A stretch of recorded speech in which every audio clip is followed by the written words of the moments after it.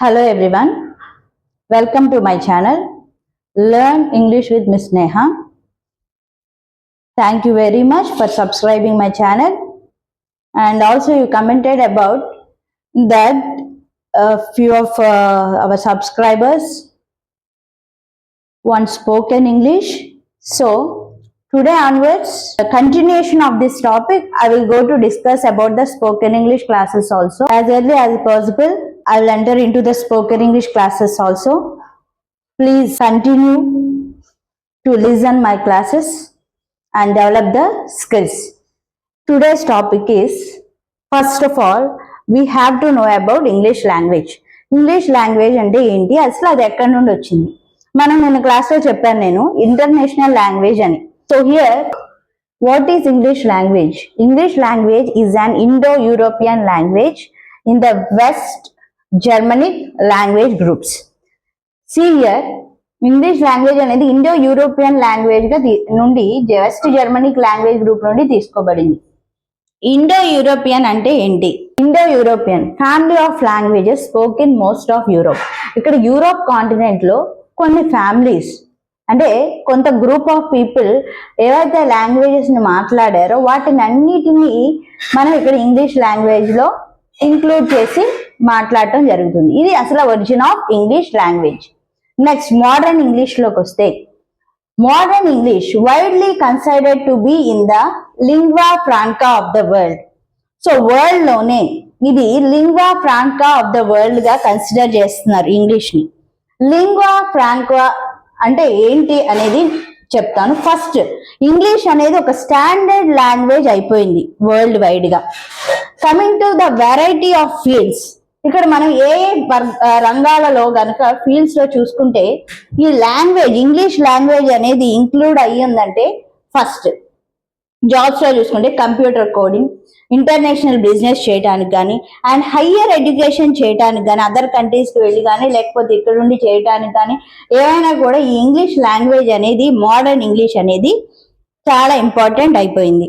So ఈ English అనేది Indo European language and Indo European language and family of languages spoken most of Europe. దాని తర్వాత మనం modern English ని తీసుకుంటే ది స్టాండర్డ్ లాంగ్వేజ్ అయింది lingua franca, a mixture of Italian with French, Greek or Latin and Spanish formerly used in eastern Mediterranean. So మనం English లో చాలా words తీసుకుంటే కొన్నిసార్లు క్లాసెస్ చెప్పేటప్పుడు ప్రొనౌన్సియేషన్ లో డిఫరెన్సెస్ ఉంటాయి. అండ్ ఈ వర్డ్ ఎక్కడ నుండి ఒరిజిన్, డిరైవ్డ్ ఫ్రమ్ అని చెప్తూ ఉంటాం.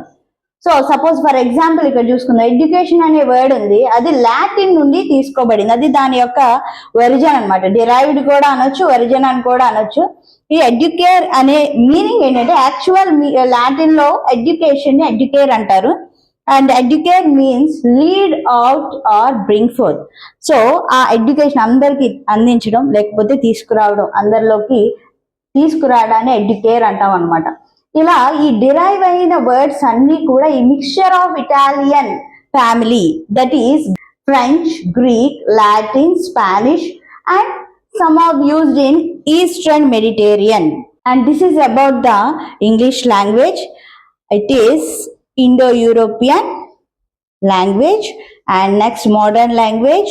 In the modern language, lingua franca, the mixture of Italian group, that is French, Greek, Latin. And suppose if you take the example, education, Latin, educate, that means to lead out or bring forth.